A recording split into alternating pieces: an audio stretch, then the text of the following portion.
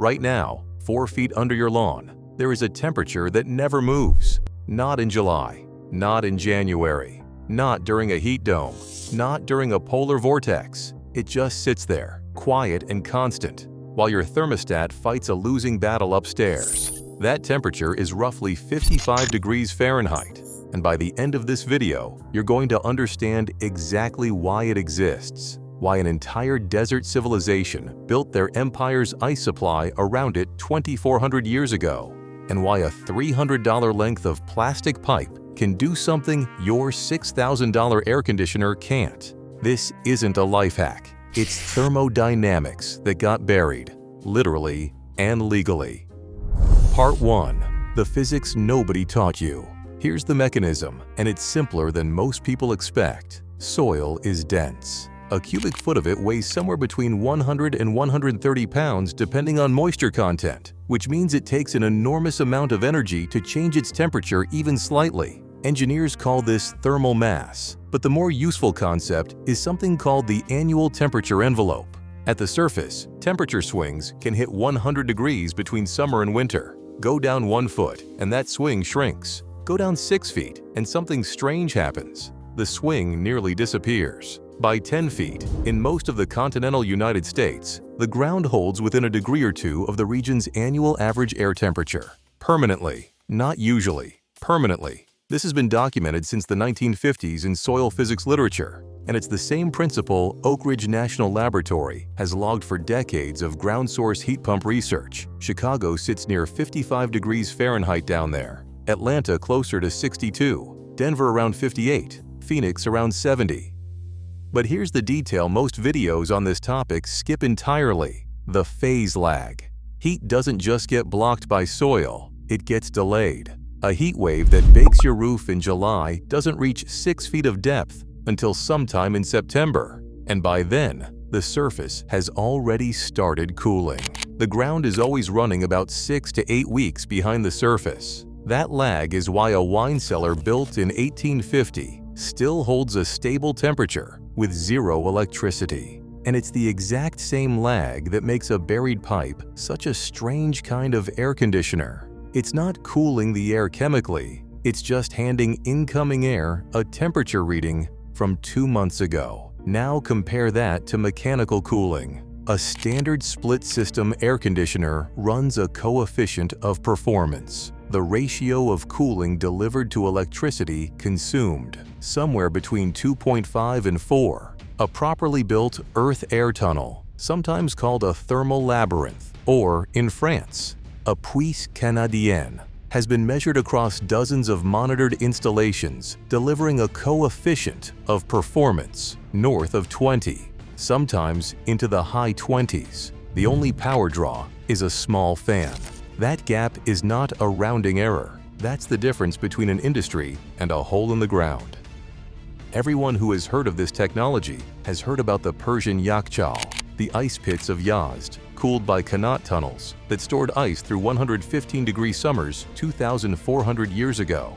That story is true, and it is remarkable, but it is also the most repeated example on the internet. So let us go somewhere the algorithm has not already worn out. In central Turkey, the region of Cappadocia hides underground cities like Derinkuyu, carved directly into soft volcanic rock starting roughly 2,800 years ago and expanded for centuries after. Derinkuyu drops more than 280 feet below the surface across at least 18 levels, and it once sheltered an estimated 20,000 people along with their livestock and grain stores. Ventilation shafts, over 50 of them, pulled air down through the rock, and modern researchers who have measured the internal climate found it holds remarkably steady year-round, largely insulated from the brutal swings of the Anatolian plateau above. This was not built for comfort. It was built for survival during invasions, but the byproduct was a city-sized proof that stable underground air is a renewable resource, not a lucky accident. Then there is a town that takes this to its logical extreme,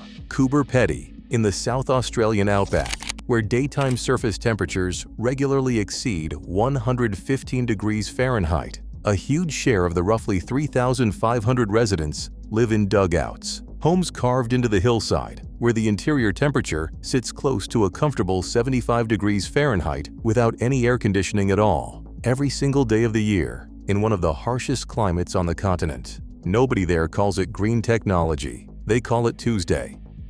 And in France, this entire concept has a name, a building code, and a resurgence story that almost nobody outside Europe knows. After the 1973 oil embargo sent energy prices spiraling, French engineers dusted off pre-industrial earth cooling concepts and formalized them as puits provençales and puits canadiennes, literally Provençal well and Canadian well, named for the French-Canadian settlers who'd used a similar trick in Quebec winters. By the 1980s, these systems were being integrated into French residential design guides, and today they remain a recognized passive ventilation strategy under French thermal regulation, RT 2012, and its successors, something American code bodies still haven't formally addressed.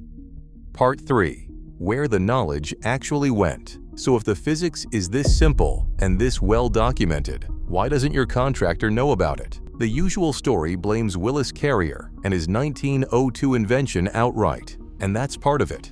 By the 1920s, Carrier Corporation's Weathermaker marketing campaign was explicitly positioning mechanical air conditioning as modern and earth contact cooling as backward, culminating in a 1930 company manual that dismissed passive earth cooling as fit only for root cellars. That's real, and it mattered, but the more interesting failure happened later, in the plumbing of the regulatory system itself. Building codes in America are drafted through committee processes at organizations like ASHRAE, and those committees are staffed largely by industry volunteers, engineers employed by the same manufacturers whose products compete directly with a $300 pipe.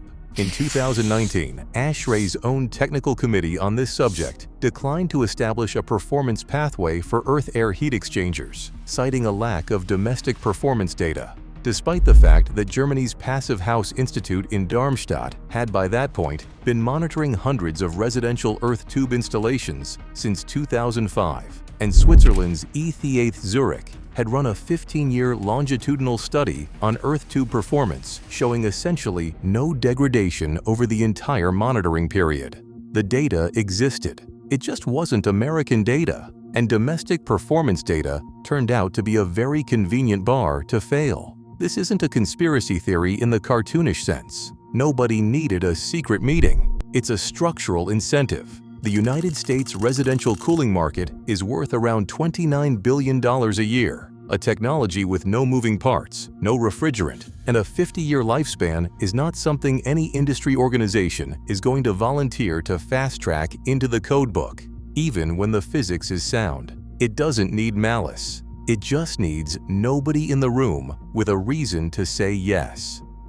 While American code stalled, European engineering treated this as settled infrastructure. In Freiburg, Germany, specifically the Vauban district, a solar-powered neighborhood built in the late 1990s on a former French military base, several buildings use ground-coupled ventilation as a standard feature, pre-cooling or pre-warming incoming fresh air before it ever reaches the mechanical system, cutting the energy load the HVAC has to handle by double digits before it does anything at all. Austria's building standard goes further, requiring thermal labyrinth performance analysis for any structure over roughly 1,000 square meters. And in Vienna, Allgemeine Krankenhaus Hospital has run earth tubes supplying cooling to critical care units continuously since 1994. 3 decades of hospital-grade reliability, not a hobbyist experiment. None of these buildings are marketed as eccentric or off-grid. They're just engineered correctly in a regulatory environment that allows the physics to be used. Part 5. How the $300 version actually gets built. Here is where most videos on this topic get vague. So let's get specific. The pipe. Smooth wall, HDPE, 4 to 8 inches in diameter, depending on the airflow you need. Corrugated pipe is a mistake.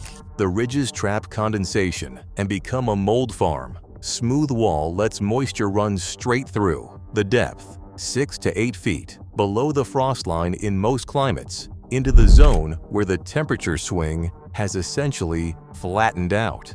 The length. This is the part people underestimate. You generally want 100 to 200 feet of buried run for a residential scale system. A straight trench, if you have the yard for it.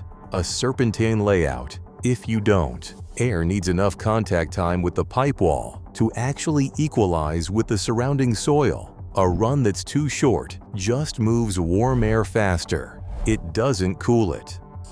The slope, a consistent 2% grade toward a drainage point. This is non-negotiable. Cool air moving through a pipe below the dew point will condense, sometimes multiple gallons a day in humid climates. And that water has to go somewhere other than pooling inside your intake system. The intake, elevated above grade, screened, positioned at least 15 feet from the house, away from dryer vents, compost, and idling cars, because whatever's in the air near the intake is what ends up in your living room. The house end, a MERV 13 filter at minimum, an inline fan drawing somewhere around 50 to 80 watts, less than a single incandescent bulb, and, if your local soil geology has any history of radon, an activated carbon canister at the outlet, checked with a radon detector quarterly until you understand your site, then annually after that.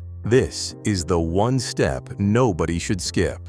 The ground that cools your air can also, depending entirely on your local geology, be a radon source, and treating that risk is cheap insurance against a real problem. Materials for a build like this typically land around $300, sometimes a bit more depending on pipe length and fan quality. The excavation is the actual cost, either your own labor over a weekend with a rented trencher, or a few $100s paid to someone who already owns the equipment. For humid climates where condensation becomes the dominant problem, coastal regions especially, there's a cleaner variant worth knowing. A closed-loop system using water mixed with glycol, circulated through the buried pipe and passed through a small heat exchanger inside the house. No air ever touches the ground loop directly, which means no condensation risk, no radon pathway. And because it's plumbing rather than HVAC ductwork, it often falls under a completely different, much simpler permitting category in most jurisdictions. The strange part of this story isn't the physics.